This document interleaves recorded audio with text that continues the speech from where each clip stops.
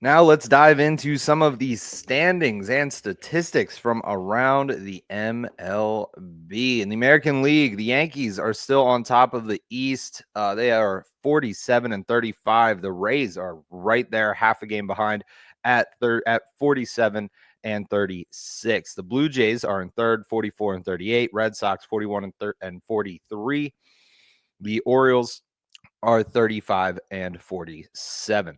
The Tigers are on top of the Central, 52 and 32. The Guardians are 40 and 41. The Twins are 40 and 43. The Royals are 39 and 44. The White Sox 27 and 56. Astros lead the West 49 and 34. Mariners 42 and 40. Angels 41-41, Rangers 41 and 42. The A's, the A's are 34 and 51. The National League is where it's getting really interesting, in my opinion. The Phillies are at the top by half a game in the East at 48 and 35. The Mets are 48 and 36.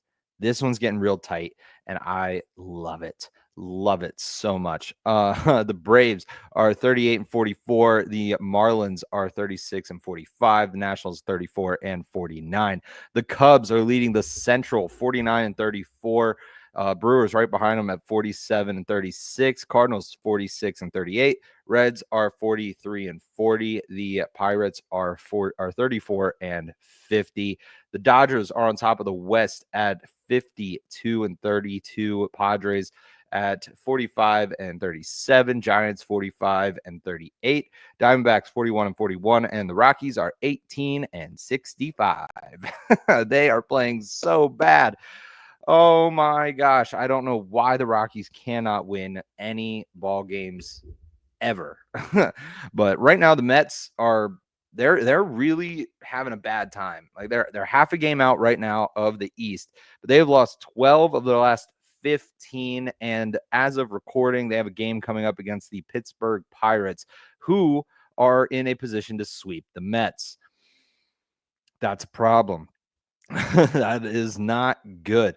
The Phillies were swept by the Pirates earlier this season. The Mets are likely to be the next victim of probably underestimating the Pittsburgh Pirates.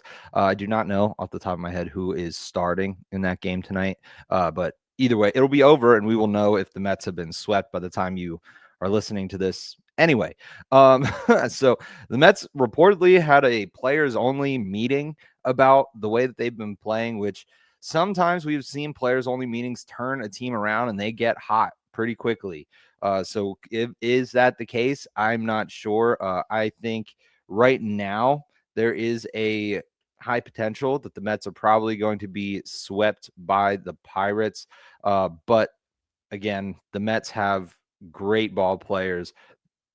They have strong pitching, and it's hard to say if the Mets are going to be able to get it done, but if they can't figure out a way to stop this tailspin that they're currently in, they could put themselves in a pretty rough position in a very tight race for the NL East.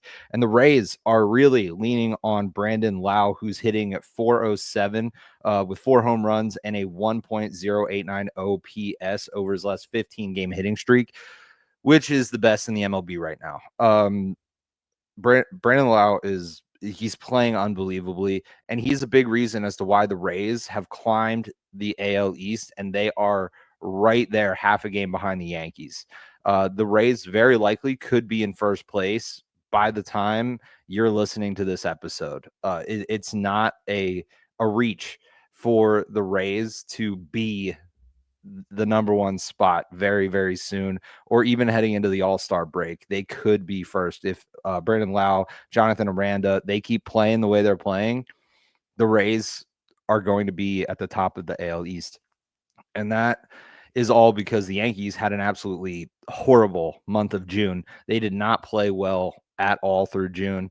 I was listening to Talking Yanks, John Boy Media Production, and they brought it up. They're like, June just seems to be a bad month for the Yankees, has always been.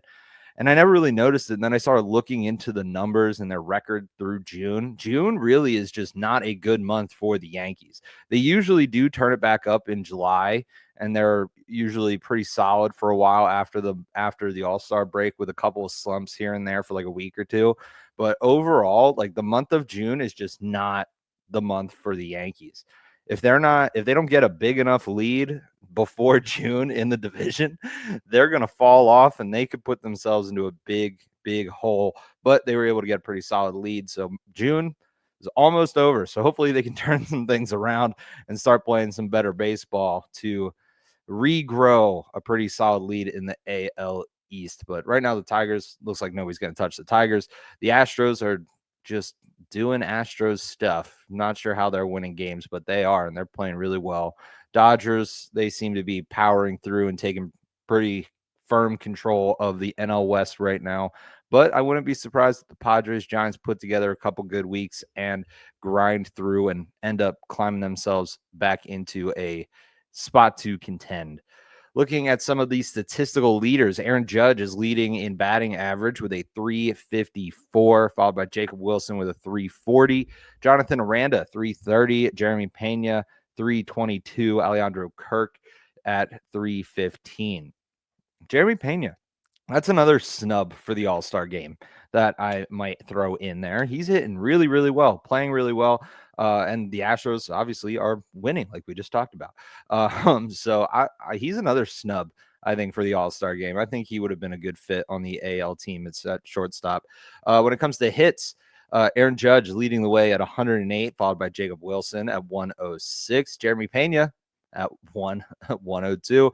Trey Turner's at 100. Bo Bichette's at 96. Home runs, Cal Raleigh, 32. Shohei Ohtani at 29. Aaron Judge, 28. Eugenio Suarez at 25, along with Kyle Schwarber. Pitching-wise, Hunter Brown is leading the way in ERA with a 1.74. Max Fried right behind him with a 1.92. Garrett Crochet with a 2.06. Jacob deGrom with a 2.08. Paul Skeens in fifth with a 2.12.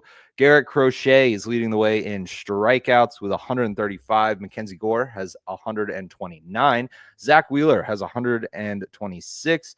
Tarek Skubal has 125. Logan Webb has 120. In saves, we have Robert Suarez at 23, Carlos Estevez at 22, Josh Hader at 22, and a number of closers tied for saves at 18. Emilio Pagan, Tanner Scott, Kyle Finnegan, Trevor McGill, Andres Munoz, and Emmanuel Clase, all at 18 saves on the season.